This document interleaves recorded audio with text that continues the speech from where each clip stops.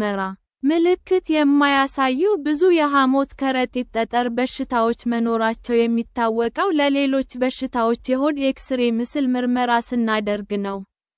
ነገር ግን ሐኪማችን ይህ በሽታ ይዞናል ብላ ከጠረጠረች የሚከተሉትን ምርመራዎች ልታደርግልን ትችላለች። የእነዚህ ምርመራዎች ዓላማ የሐሞት ከረጢት ጠጠር መኖር አለመኖሩን እና ካለ የት እንዳለ ለማወቅ ነው። ኡልትራሶኖግራፊ ይህ የምስል ማንሳት ምርመራ የሐሞት ከረጢት ጠጠሮች መኖራቸውንና የት እንዳሉ ለማወቅ ይረዳል። የሲቲ ስካን ምርመራ Detection of calculus disease may employ computed tomography. CT scanning.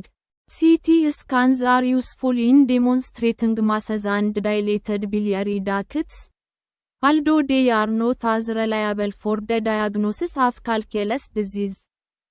የዚህ ምርመራ ዋናው ጥቅም ይህ በሽታ ውስብስብ የጤና ችግር ማስከተሉን፣ ለምሳሌ ፔሪኮለሲስቲክ ፍሉይድ በሐሞት ከረጢት ውስጥ አየር መሙላቱን፣ የሐሞት ከረጢት መቀድ መከሰቱን እና እብጠቶች መከሰታቸውን ለማወቅ ነው። ይህ ምርመራ የትኞቹ በሽተኞች አስቸኳይ የቀዶ ጥገና ሕክምና እንደሚያስፈልጋቸው ለማወቅ ይረዳል። ኤንዶስኮፒክ ዳያግኖሲስ ኤንዶስኮፒክ ሬትሮግሬድ ኮላንጂዮፓንክራቶግራፊ (ERCP) ይህ ምርመራ ለዚህ በሽታ የባይል ዳክት በጠጠር መዘጋት አይነቱ በሽታ የመጀመሪያው ተመራጭ ምርመራ ነው። ይህ ምርመራ ጠጠሮቹን ከመለየቱም ባሻገር እነሱን የማስወገድ ሥራ ይሰራል።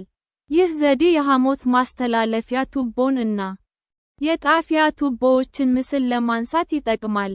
በዚህ ዘዴ ሐኪማችን ኤንዶስኮፕ ዱኦዲኖስኮፕ የሚባል መሳሪያ ዱኦዲኑም በሚባለው የትንሹ አንጀታችን ክፍል ውስጥ ታስገባለች። ከዚያም ከጉበትና ጣፊያ ወደዚህ የአንጀት ክፍል የሚገቡትን ቱቦዎች በዚህ መሳሪያ ውስጣቸውን ትመለከታለች። ይህ መሳሪያ በእነዚህ ቱቦዎች ውስጥ ሌሎች የኤንዶስኮፕ መሳሪያዎችን ለማስገባት እንዲመች ተደርጎ የተሰራ መሳሪያ ነው። እነዚህ መሳሪያዎች በባዮፕሲ ቻነል በኩል ወደ ጉበትና ጣፊያ ቱቦዎች ይገባሉ። ካቴተር በሚባል ቀጭን ቱቦ ወደ ሐሞትና ጣፊያ ቱቦዎች ቀለም እናስገባለን። ይህም ቀለም በኤክስሬ ምስል ላይ እነዚህ ቱቦዎች ከሌሎች የሰውነት ክፍሎች ተለይተው እንዲታዩ ይረዳል። ማግኔቲክ ሬዞናንስ ኮላንጂዮፓንክራቶግራፊ (MRCP) ይህ የምርመራ ዘዴ አዲስ ዘዴ ሲሆን ኤምአርአይ እና የተለየ ሶፍትዌርን በመጠቀም ከላይ የተገለጸው ERCP የሚባለው ዘዴ የሚሰራውን ሥራ ይሰራል። የዚህኛው ዘዴ ጥቅሙ የሰዴሽን፣ የጣፊያ ኢንፍላሜሽን እና መበሳሳት አደጋ የለውም። ይህ የምርመራ ዘዴ የሐሞት ማስተላለፊያ ቱቦ መዘጋትን እና የጣፊያ ቱቦ መዋቅር ለማየት እና ለመመርመር ይጠቅማል። የሐሞት ከረጢት ጠጠሮችን ከመለየት አንጻር ብዙ ጊዜ ውጤታማ እንደሆነ ታይቷል። በተጨማሪም የሐሞት ከረጢት ላይ ኢንፍላሜሽን ስለመከሰቱ ለማወቅ ይረዳል። ኦራል ኮለሰስቶግራፊ Oral cholecystography is another non-invasive test, although it is infrequently performed. In preparation for this procedure, the patient must ingest a dose of an oral contrast agent on the evening before the test. This contrast is absorbed and secreted into the bile. The iodine in the contrast produces opacification of the gallbladder lumen on a plain radiograph the next day. Gallstones appear as filling defects. The main use of oral cholecystography is to establish patency of the cystic duct. This information is required before attempting lithotripsy or medical methods to dissolve gallstones. A major drawback of oral cholecystography is that it takes 48 hours to perform. Cholecystography employs the use of an intravenous radioactive aminodiacetic acid derivative. This labeled derivative is rapidly absorbed by the liver and excreted into the bile. Serial scans demonstrate the radioactivity in the gallbladder, common bile duct, and small bowel within 30–60 minutes. A non-functioning gallbladder is diagnostic of acute cholecystitis. Cholecystography may be useful in determining whether empiric cholecystectomy will benefit a patient with chronic biliary pain without gallstones. Prolonged fasting and acute cholecystitis can result in false positive results.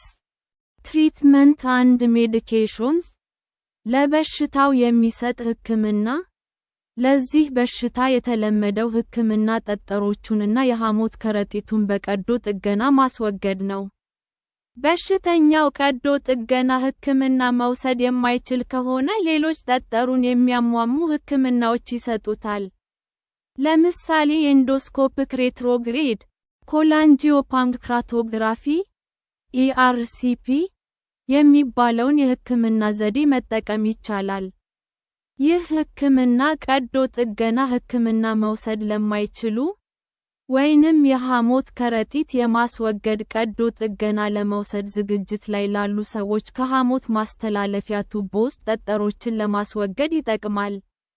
የቀዶ ጥገና ሕክምና ሰርጀሪ በቀዶ ጥገና ሕክምና የሐሞት ከረጢቱን ማስወገድ በብዛት ለትላልቅ ሰዎች የሚሰጥ ሕክምና ነው።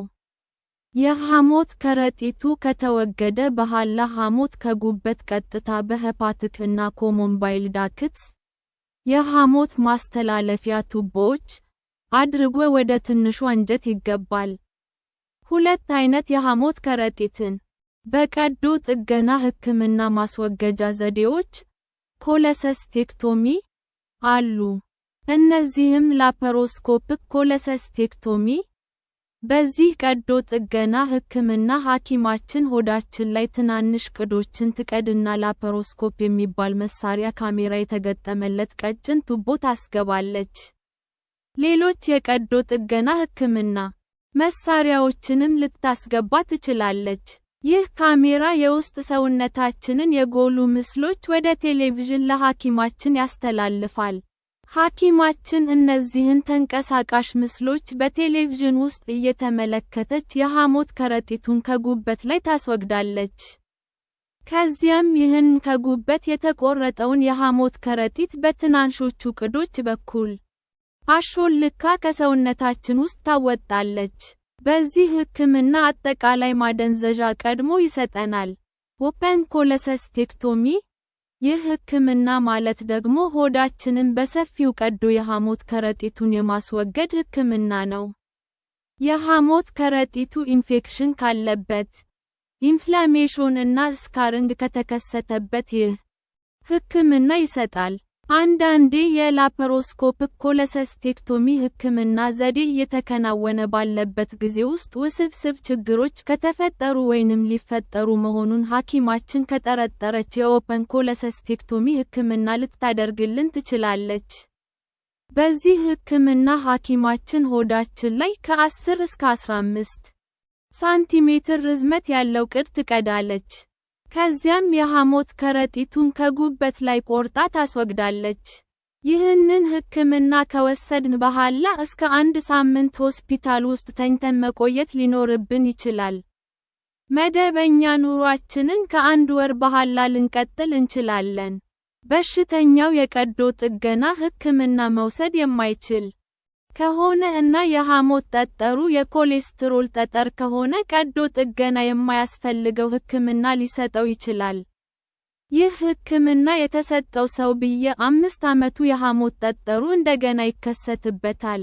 የዚህ አይነቱ ሕክምና 2 አይነቶች ናቸው። እነዚህም